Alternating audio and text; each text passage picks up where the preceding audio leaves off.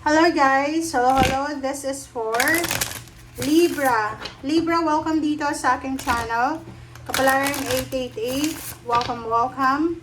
Alamin natin, Libra, kung anong messages, vibration, gabay energy para sa inyong lahat. So, this is general reading. Tingnan natin, Libra, ano ba yung message na kailangan mong marinig. Okay. Awakening ancient wisdom. Deep inner knowing is emerging within me. Mending bridges. Wow.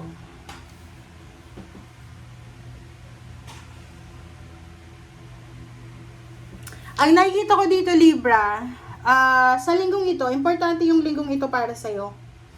Kasi may mga relationship na siguro may mga kaaway ka, kakompetensya, ka-misunderstanding, na posibleng aayusin mo yung relationship. Makikipagbati ka, or posibleng ikaw yung magiging rason para magkabati-bati na kayo ng mga kaaway nyo, pamilya man yan, anak, magulang, or whatever man, magkapatid, or kano pa man.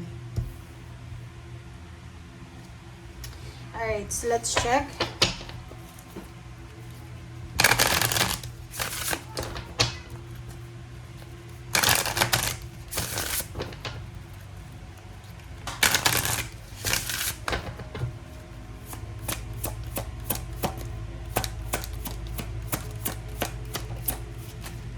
Okay.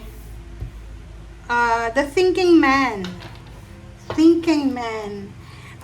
Sinasabi ng bara sa'yo dito, Libra, na kung ano man yun ang iniisip mo, or may nag-iisip sa'yo, may mga decision ka na kailangan isipin, gawin, or whatever man, sa linggong ito ay tapos na siya. So, matatapos mo na yung a-analyze ng situation, pag-iisip, whatever man yan. So, matatapos mo na siya.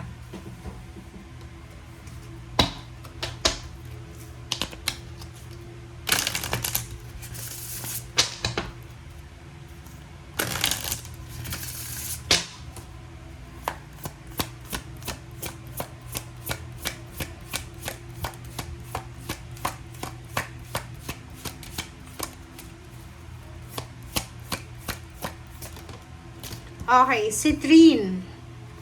Okay, yung citrine dito, sinasabi ng bara sa'yo, ang nakakaloka dito, Libra, marami kang mga issue sa buhay, 'di ba? But this week, sinasabi ng barahan na kung ano man yan ang mga inaalala mo, mga hindi naman importante na inaalala mo, kailangan mo nang alisin ang sarili mo sa inaalala mo na yan, sa worries na yan, sa burdens na yan. Ibigay mo na yan sa Panginoon. Ipag-pray mo na lang kung ano yung inaalala mo. Pera man yan, relationship man yan, healing man yan, or whatever man yan. And, or solution man yan. So, whatever man na rason kung bakit hindi ka makatulog sa gabi, sinasabi ng bara sa'yo, hayaan mo na yan. Ipag-pray mo na lang. Okay?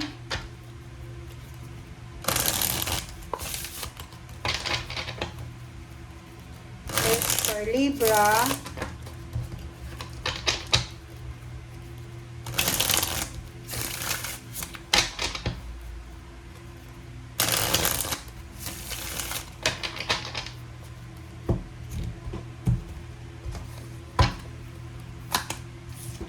Okay, Six of Pentacles, Elder of Pentacles, Ace of Cups, and then Six of Wands.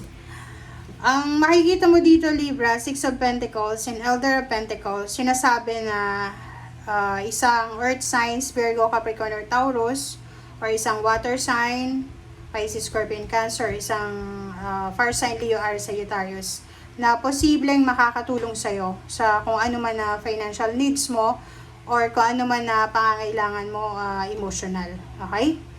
Another is, nakikita natin dito na isang Libra ang sobrang magiging masaya. Aapaw yung cups mo. Dalawa yung Ace of Cups mo. So, aapaw yung cups mo. Sobra kang magiging happy and contented. Feeling achieved and accomplished. Kasi, the Six of Wands is here. So, meron kang victory and success. You are victorious. Kumbaga, sa linggong ito, maybe Saturday, Sunday, mapapatunayan mo sa tao, sa sarili mo, sa mga tao sa paligid mo na hindi naniniwala sa'yo, sa iyong sarili, mapapatunayan mo na may mga tao pala na nagmamahal para sa'yo. Or maraming tao yung susuporta sa'yo. Okay. Ace of Swords, Ten of Pentacles, and then Four of Wands. So, kung makikita mo dito, this is good news.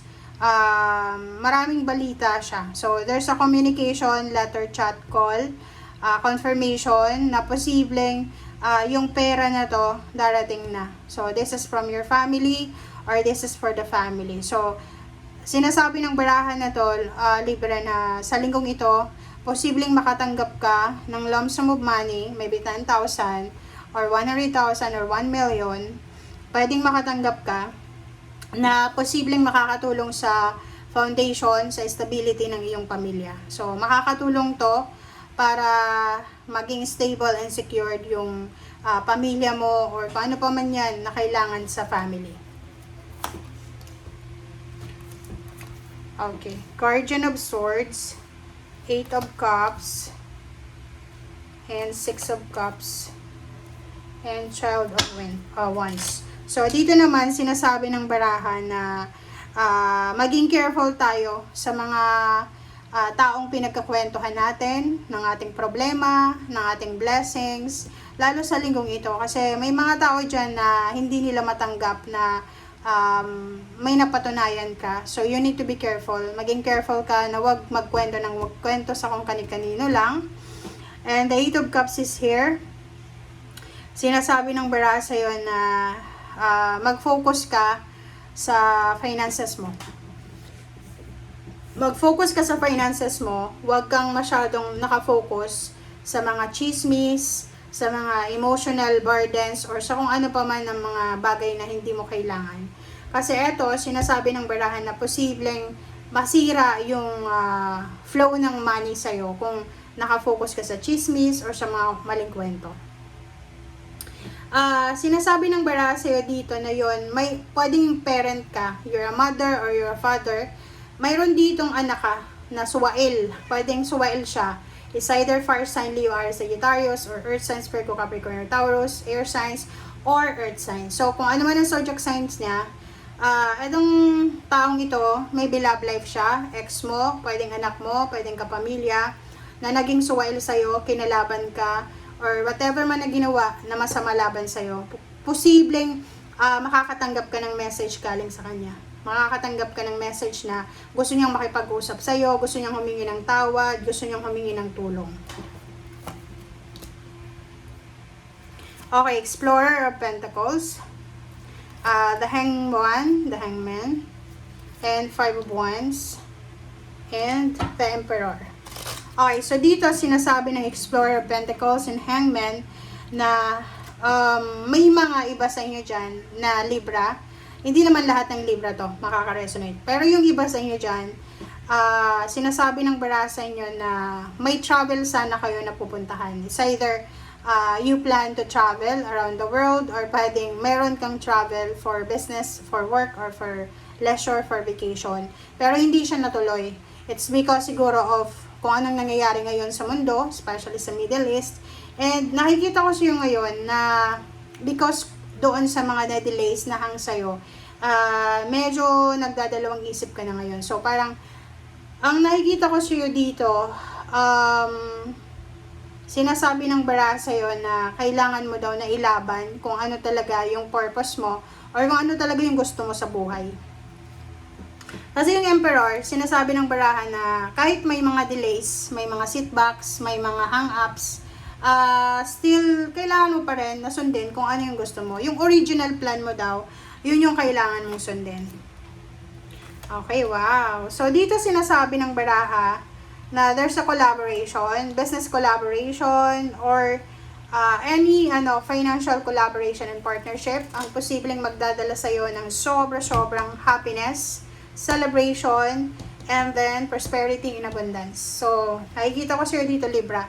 Kung may sisimulan ka sa linggong ito na business, kung may sisimulan ka lang, kung mag-launch ka ng business mo sa linggong ito, sinasabi ng bara sa'yo na congratulations guys. Kasi yung business na yan, yung collaboration na yan, yung trabahong yan, yan yung magdadala sa'yo ng peace and harmony kasi makakatulong yan sa finances mo. And at the same time, yan yung magiging rason para matupad mo ang lahat ng pangarap mo. Okay? Thank you. Bye!